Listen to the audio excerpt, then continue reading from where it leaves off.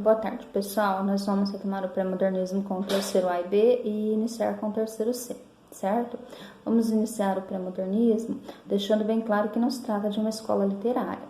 É um período de transição que durou 20 anos. Surgiu em 1902 com a publicação de Sertões de Euclides da Cunha e terminou em 1922 com a Semana de Arte Moderna em São Paulo, certo? Então, vamos dar uma observada no contexto histórico para ver como a literatura vai trabalhar em cima desse contexto histórico, né? Nós tínhamos, o Brasil já era república, né? Então nós tínhamos um Brasil republicano nesse período, e alguns conflitos e revoltas, né? Nós tivemos a Revolta da Chibata, no Rio de Janeiro, nós tivemos a Revolta da Vacina, também no Rio de Janeiro, nós tivemos conflitos no sul do Brasil, que foi os maragatos querendo separar o sul do restante do Brasil, tornando o sul independente. E nós tivemos os conflitos no Nordeste, que foram os conflitos do cangaço, né? O Lampião era um cangaceiro, era uma espécie de milícia, e ele queria, na verdade não, ele cobrava uma taxa dos fazendeiros para proteger a propriedade deles, né? Então era uma espécie de milícia mesmo. E nós tivemos a Guerra de Canudos, né? Que teve Antônio Conselheiro como figura principal desse período, certo? Outra coisa bastante importante de lembrar é que nesse período São Paulo, Rio de Janeiro, Manaus e Belém eram cidades importantíssimas economicamente. A gente tinha a cultura do café em alta e o ciclo da borracha também. Então, houve uma tentativa de europeização dessas cidades. Os prédios eram destruídos e eram erguidos novos prédios, né, a fim de torná-los a arquitetura mais próxima da Europa. E com isso, no Rio de Janeiro, as pessoas que moravam nos cortiços foram empurradas para locais de difícil acesso, dando origem às favelas, certo? Esse contexto histórico, né, como havia muita mudança nesse contexto histórico, e isso levantou a curiosidade dos brasileiros de saber o que estava acontecendo. E a fonte de informação eram jornais, né, esses jornais escritos, porque a gente teve um pouquinho antes o cinematógrafo, que era uma máquina de reproduzir imagem em movimento no Brasil, foi no Rio de Janeiro, acho que em 1897, se eu não me engano. Mas ainda a gente não tinha a televisão, assim, nesse sentido. Então, as informações chegavam escritas, né, por meio de jornais. A fotografia foi muito importante, foi um registro muito importante nesse período, porque ela se incorporou ao texto jornalístico, certo? Então, era por via escrita que as pessoas tomavam informação dos acontecimentos atuais, e a população brasileira já estava adquirindo essa vontade de saber o que estava acontecendo. Então, esses eram os agentes do discurso nesse período, certo? Quem lia jornal, quem sabia ler e lia jornal. E os escritores que escreviam para jornais e em livros, certo? Qual era a perspectiva literária nesse momento, já que não era uma escola literária com características estéticas bem delineadas? Então, como a pessoa pode identificar um texto pré-modernista? São 3 aspectos. O primeiro aspecto são textos de crítica social. Então, eles vão tratar desses problemas sociais nos textos. Os escritores, vão tratar dos problemas sociais nos seus textos. A linguagem, exceto Augusto dos Anjos e Euclides da Cunha, Lima Barreto, Graça Aranha e Monteiro Lobato usavam linguagem mais objetiva, mais próxima do texto jornalístico daquele período, né, de 1902 a 1922, não de agora, e a vontade de retratar o Brasil real. Então, eles iam nos textos literários mostrar a realidade do Brasil com uma linguagem mais fácil, mais objetiva e com uma crítica social. Então, são esses itens que faz com que eu identifique um texto pré-modernista, né? E aí cada escritor tem a sua peculiaridade, sua forma de escrever e etc. Certo? Então, a gente começa falando do Euclides da Cunha, que foi quem escreveu Os Sertões. Euclides da Cunha ele foi estudante de escola militar, aí ele se formou também no curso superior de guerra, ele se formou em engenheiro militar, se eu não me engano, ele fez ciências naturais e físicas também, e ele foi trabalhar, ele era militar e ele deixou de ser militar para ir trabalhar numa construtora civil, construindo estrada. E nesse período ele também escrevia para jornal, tanto é que foi chamado por esse jornal para cobrir a Guerra de Canudos. E ele aceitou e fez essa cobertura. E quando ele chegou, antes dele presenciar a guerra, ele achava realmente que Canudos era um problema, poderia se tornar um problema a nível nacional, certo? Mas quando ele chega e vivencia toda aquela história, ele não escreve isso em seu livro. Ele escreve exatamente o contrário. Mas o que deu origem à Guerra de Canudos, né? Como foi, como procedeu? Então, Antônio Conselheiro era, antes de ser Antônio Conselheiro, por tomar essa dimensão toda, uma pessoa desconhecida. Mas aí ele passou a dar conselhos e ele percebeu que tinha esse dom, as pessoas acreditavam nele. Então, numa fazenda da Bahia, fazenda chamada Belo Monte, né, ele se estabeleceu lá e foi cada vez criando mais seguidores do seu pensamento. O que ele dizia? Ele dizia que o Dom Sebastião de Portugal, né, que morreu em combate, teve uma morte não muito bem esclarecida, voltaria para fazer com que o sertão se tornasse mar e o mar se tornasse sertão. E aquelas pessoas nordestinas, né, carentes de tudo, né, achou em Antônio Conselheiro um pilar. E passou a acreditar e a seguir e pedir conselho para todos, né? Tem trechos da obra que você lê que diz que realmente ele era um conselheiro, ele era um conselheiro para todos os momentos. Então as pessoas acreditavam, sim, sem dúvida alguma, em tudo que ele falava e passaram a morar ali. A fazenda de Belo Monte, na Bahia, chegou a ter 20 mil habitantes, sob as asas de Antônio Conselheiro. Como o conflito começou? Antônio Conselheiro comprou madeira para construir a igreja e ampliar as casas dos seus sertanejos, e essa madeira não foi entregue.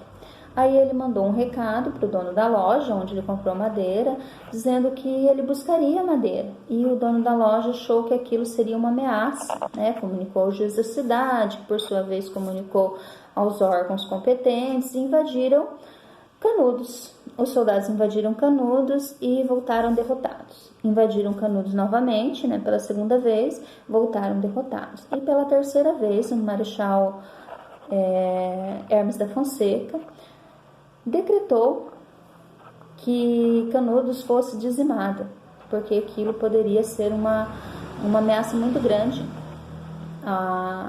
ao regime republicano e toda a nação. Porque uma dos pensamentos de Antônio Conselheiro é não separar o país da religião. Então, Antônio Conselheiro era a favor da monarquia, né? Quando a igreja interferia muito nas decisões políticas. E na república isso não acontece. Então, por isso, Hermes da Fonseca viu uma ameaça muito grande, porque ele já tinha 20 mil pessoas ali sob seu domínio. E aí então os soldados invadiram e dizimaram Canudos. Eu vou ler agora um trechinho escrito por Euclides da Cunha, tá na terceira parte do livro, e essa terceira parte diz respeito ao finalzinho, né, quando a luta já havia acabado. Eu vou ler o que Euclides da Cunha publicou em seu livro, que o Olavo Bilac, parnasianista, né, que não queria, em seus textos ele não tratava de assuntos polêmicos, nem de crítica social. Então eu vou ler os dois textos para vocês terem uma ideia que os escritores, eles não têm a mesma visão, certo? Mesmo sendo escritores, eles divergem. Então, o primeiro texto é de Euclides da Cunha, diz o seguinte: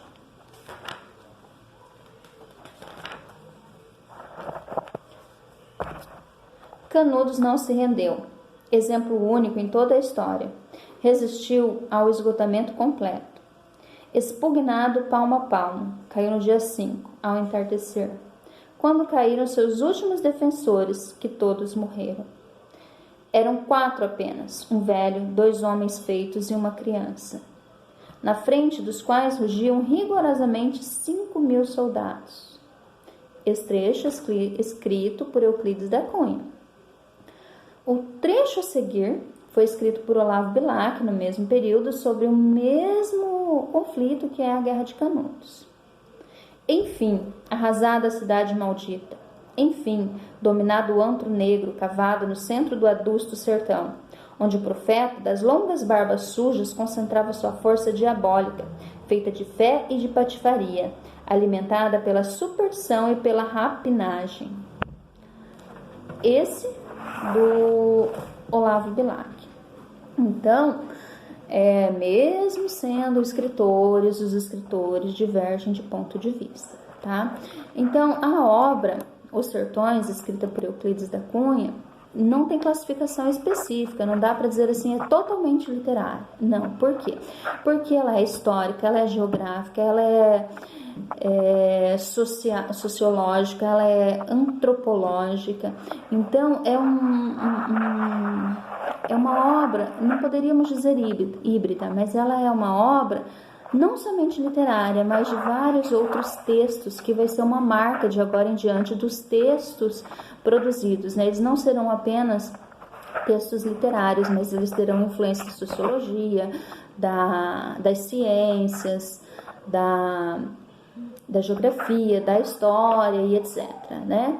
Então, Os Sertões é uma obra que narra a Guerra de Canudos, né? Mas ela narra a Guerra de Canudos, o lugar onde aconteceu e os seus personagens, certo? Por que personagens e não pessoas? Porque nós estamos falando de uma obra de ficção.